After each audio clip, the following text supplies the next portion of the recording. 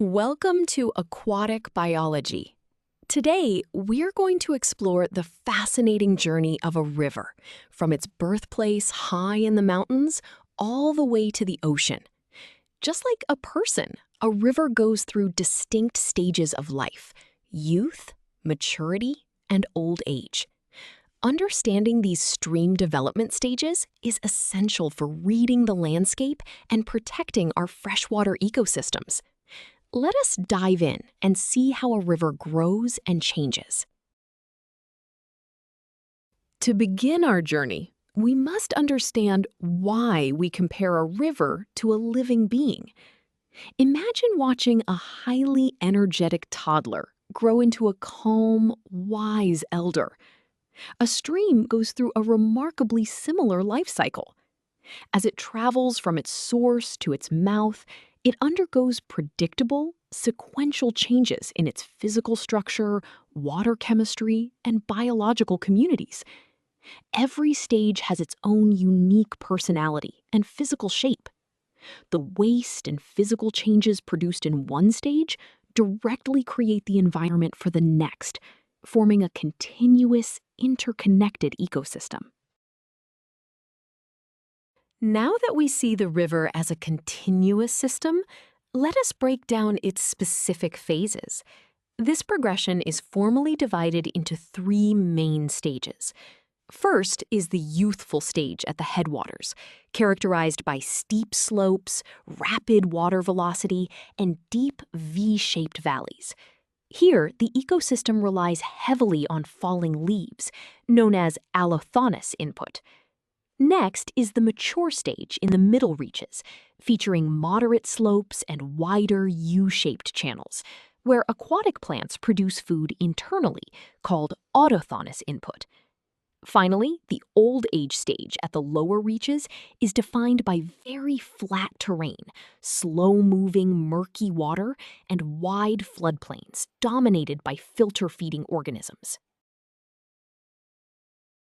Understanding these three distinct phases is not just academic, it has profound real-world applications. Why does this matter so much? It is absolutely critical for environmental conservation, urban planning, and managing freshwater resources.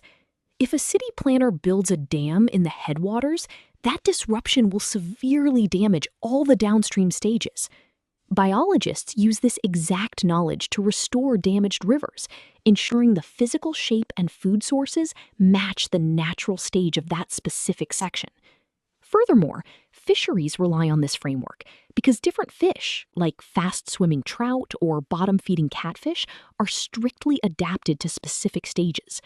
Treating all parts of a river the same would lead to disastrous ecological mistakes.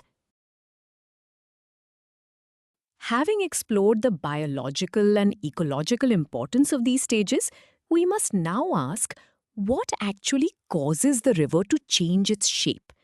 To truly understand this, we must look at the physical forces driving the water. The single most important driving force behind stream development is the stream gradient. Simply put, the gradient measures exactly how steep the riverbed is at any given point. In the youthful stage, a steep gradient causes the water to rush violently downhill, giving it the energy to carve deep valleys. As the river reaches the old age stage, the gradient flattens out, which forces the water to slow down, lose its cutting power, and spread out over flat plains. Since the gradient dictates the river's behavior, let us look at how we calculate it mathematically. Conceptually, gradient is just the slope of the riverbed, how much it drops over a certain distance. The formula is S equals delta H divided by L. Here, S represents the stream gradient, which is usually expressed as a dimensionless decimal or a percentage. The symbol delta H stands for the change in elevation between 2 points on the river, measured in meters. The symbol L represents the horizontal distance the river travels between those 2 points, also measured in meters. If the elevation drop increases over a short distance, the gradient becomes very large, creating a high-energy, youthful stream. If the drop is tiny, the gradient decreases, creating a sluggish, old-age stream. Let us apply this formula to a real-world scenario. A biologist is studying two different sections of a river to determine their developmental stages. For section A, we are given that the river drops 45 meters in elevation over a horizontal distance of 3,000 meters. We need to calculate the gradient to identify its stage. We chose the gradient formula because it directly reveals the steepness of the terrain. We substitute 45 for delta H and 3,000 for L. Dividing these gives us a gradient of 0.015. This means the river drops 15 meters for every kilometer it travels. This relatively steep slope indicates fast-moving water that actively cuts downward, perfectly representing the youthful headwater stage of the stream. Now that we have seen a steep section, let us calculate the gradient for section B of the same river. In this section, we are given a much smaller elevation drop of just 2 meters over a much longer distance of 5,000 meters.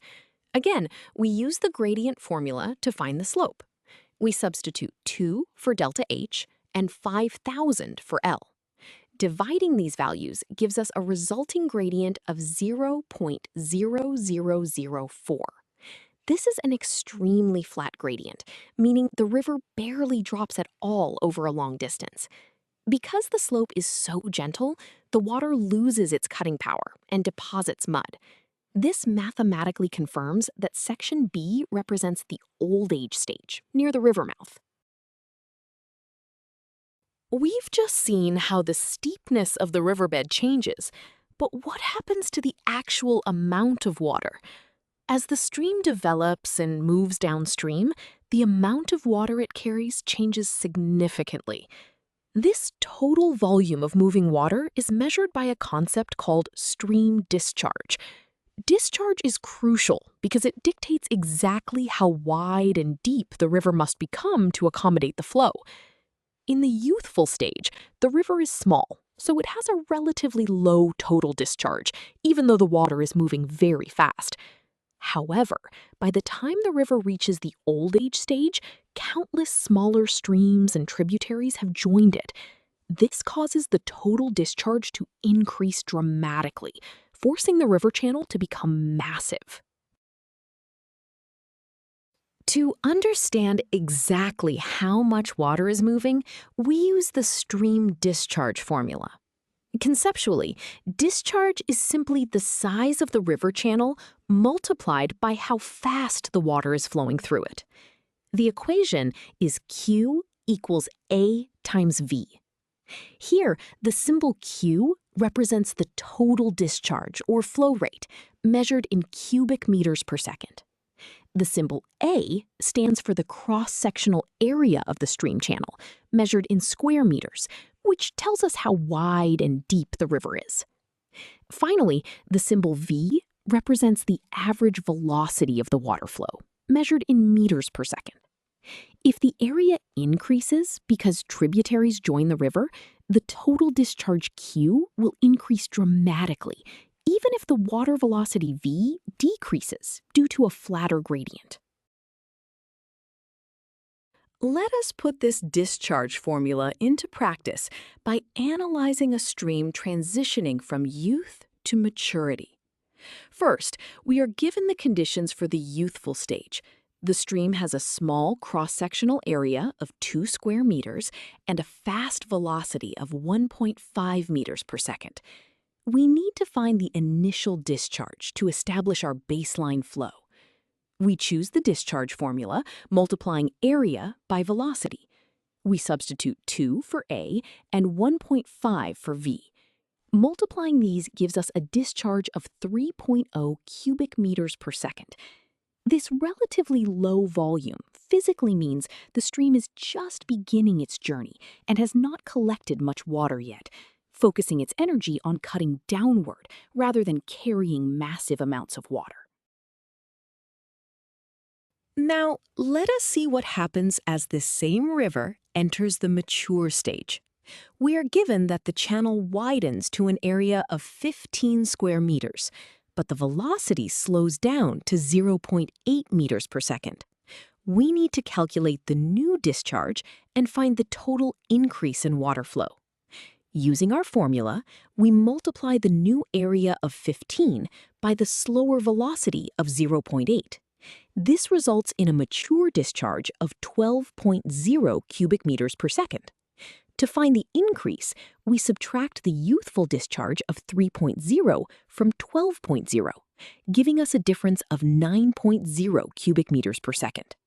This physically demonstrates that the accumulation of water from tributaries vastly outweighs the loss of water velocity, creating a much more powerful river system.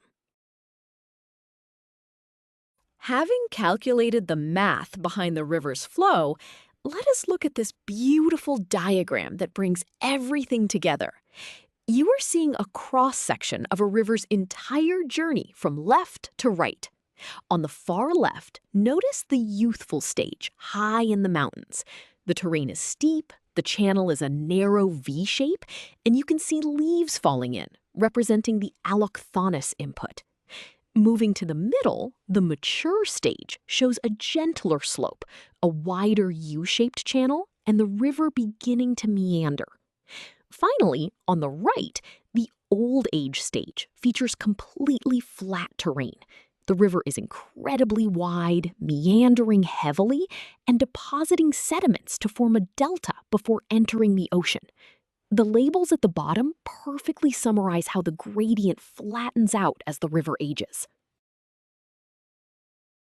We have reached the end of our river's journey.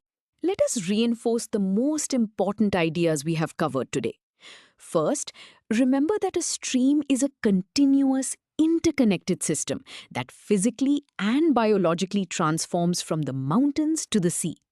Second, the physical shape of the river is driven by the stream gradient. Youthful stages have steep gradients and carve deep valleys, while old age stages have flat gradients and deposit sediments. Third, as the river matures, its total discharge increases massively due to joining tributaries, even as the water velocity slows down. By understanding these mathematical and ecological principles, you are now equipped to read the landscape, predict water conditions, and help protect the delicate balance of life in our freshwater ecosystems. Great job mastering this topic.